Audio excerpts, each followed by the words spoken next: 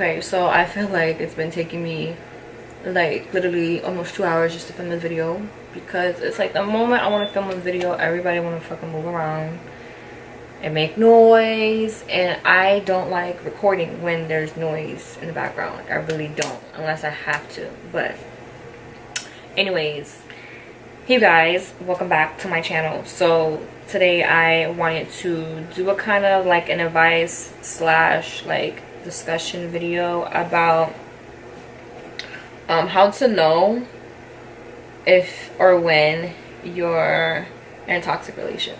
So like signs and all of that. And I figured that this video would be good to do just because I can relate, because I've been in a bunch. I haven't been in a bunch of relationships, but I have been in toxic relationships and toxic situationships.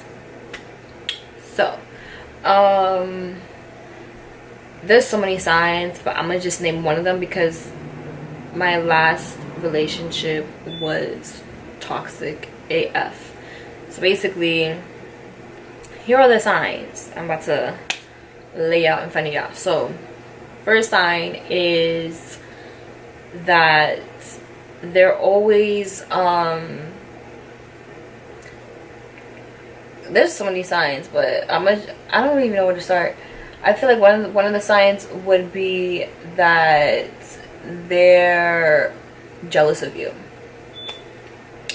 Now you're probably like, oh, jealous of you? Like, yes, like your significant other can be just jealous of you, whether it's the same-sex relationship or opposite.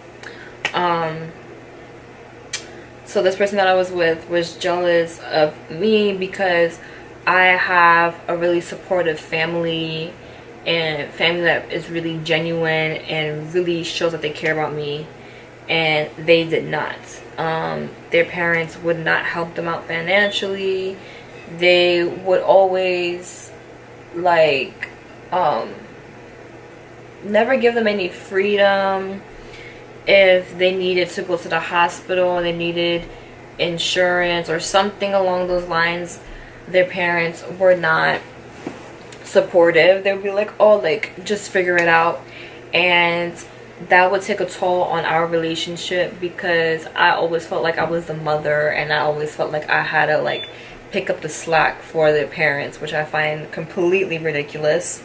All because I love them, and looking back I'm just like, Shayna, like, now you know that you're not here to fix people. Like, that's another thing. Like, I feel like I was like a fixer, and it's like, I can't keep fixing people. I'm not Superwoman. Like, I'm not like, I'm here to make you happy, but don't depend your happiness on me, if that makes any sense. So yes, jealousy, me always getting more attention than them, me being better looking than them, like stuff like that. When guys will like try to talk to me on the street, and like they would get so bothered.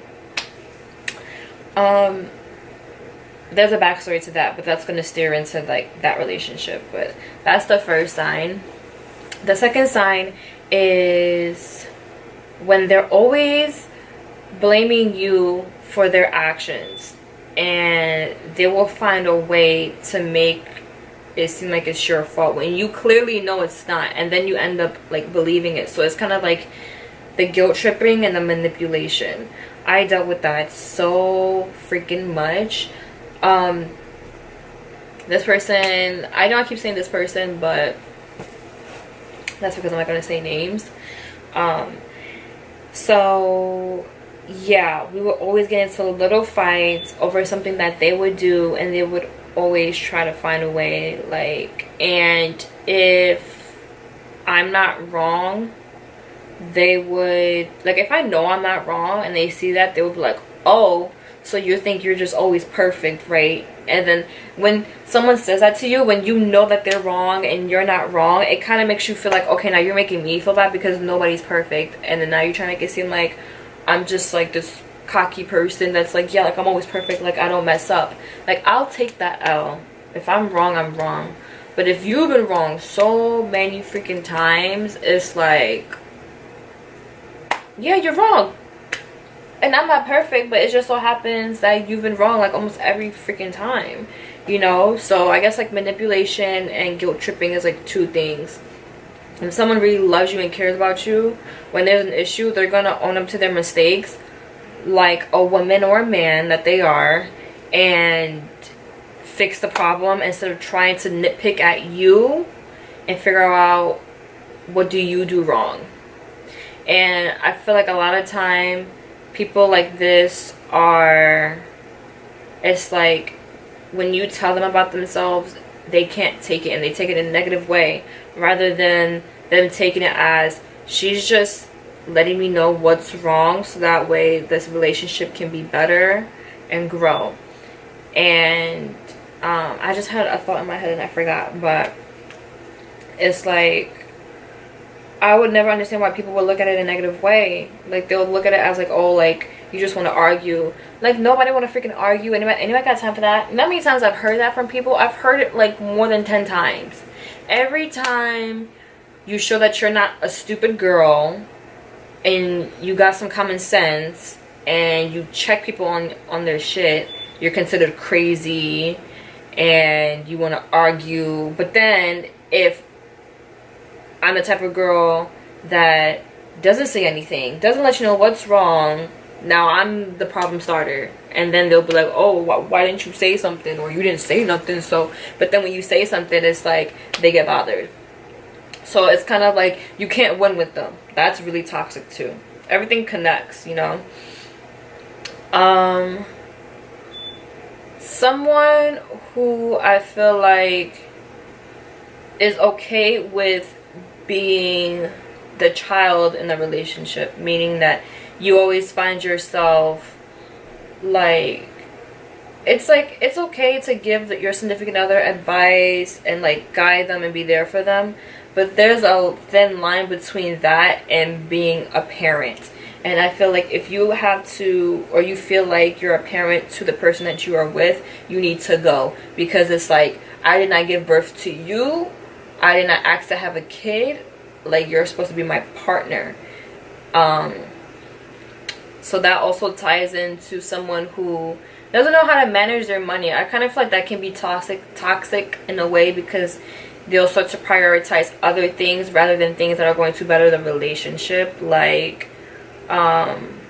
let's say if you're living with the person and rent's due, whatever, and they have a money issue and they're constantly spending money, I don't know, like on clothes or sneakers, or even females, makeup, like anything. It doesn't just have to be guys, girls too. So it's like, that's like another like toxic trait. I wouldn't know what to exactly call that trait, but that's really toxic. What else? There's like a bunch of stuff. I feel like I'm gonna think of more like once this video is done. I think I already discussed like making you feel bad for doing stuff. Like, oh my gosh, like when, oh, like if you and your partner break up and you guys are obviously no longer partners, and they're constantly like trying to make sure that you're not doing anything, you're not talking to the next person, but they're over here talking to other people, basically controlling you. That is like the number one thing that's super toxic. Do not be with someone that controls you. Don't be with someone that controls what you wear. And it'll show. Like, I'll post pictures and they'll be like, oh, look who you looking good for, or they'll constantly like, it's like they need some type of validation to make sure that they're the only one. And it's like, but bro, like, if I'm with you, that's enough. Like, I don't know, we're not responsible for your insecurities. You need to work on that by yourself. Do not take your insecurities out on the person that you claim that you love, and then you're gonna make them into an insecure person and then get mad when they're insecure because you're doing shit. And then they actually have a right to feel insecure. You know what I mean? I hate when people make you feel wrong for feeling a certain way when they have the right, yet they'll feel a certain way and they don't even have a reason to feel that way. So, I believe like a lot of these things are like, how do you say this word? Narcissistic? Is that how you say it? Narcissistic kind of people? I hope I'm saying that right. Or a narcissist. A narcissistic I can't pronounce the word, but anyways, what I'm referring to is a narcissist, and I feel like a lot of people are like that.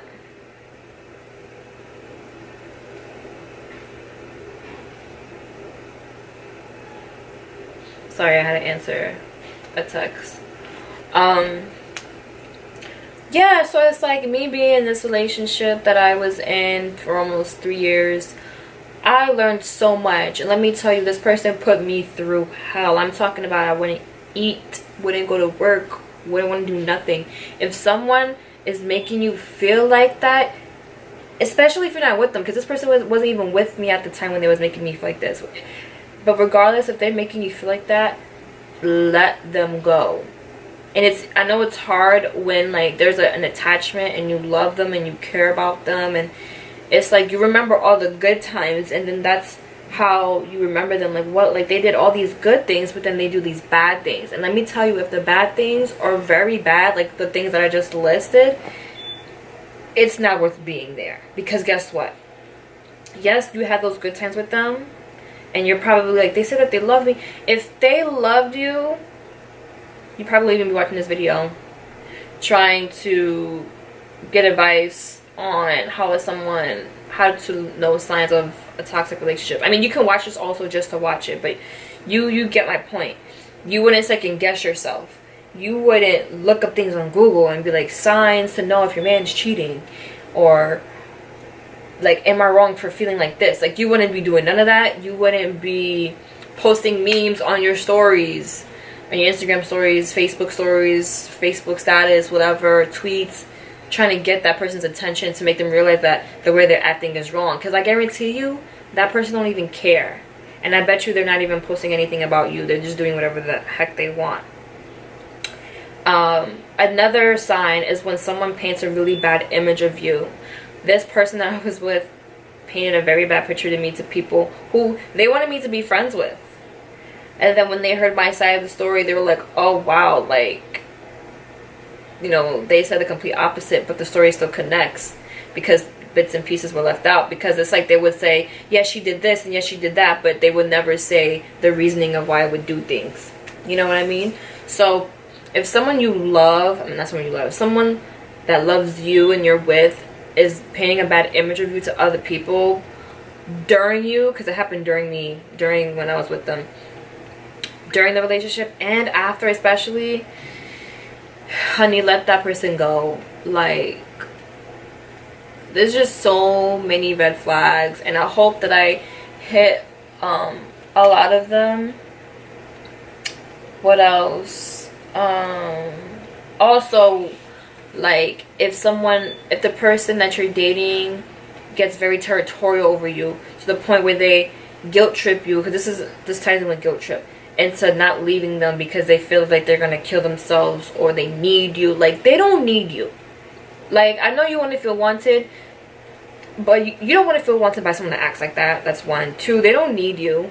They're just doing that to guilt trip you and keep you around, and they were fine before you, so they'll be fine after you, and they can take that negative energy and take it on to the next person that they're with. Feel me? So that shit gotta go. That's a dub. Okay? And yeah, I think that's pretty much it from what I can think of. So I hope you guys enjoyed this advice video. Thank you so much for watching. Don't forget to give this video a thumbs up if you like it. Also, comment, share, and subscribe. Turn on your post notifications so you will be alert whenever I do post a new video. It will be the bell button by the subscribe button on my channel. Follow me on my Snapchat and my Instagram. My Instagram is Avoshana, and my Snapchat is AvoshaXO. Again, thank you for watching, you guys, and I will see you in the next one. Bye.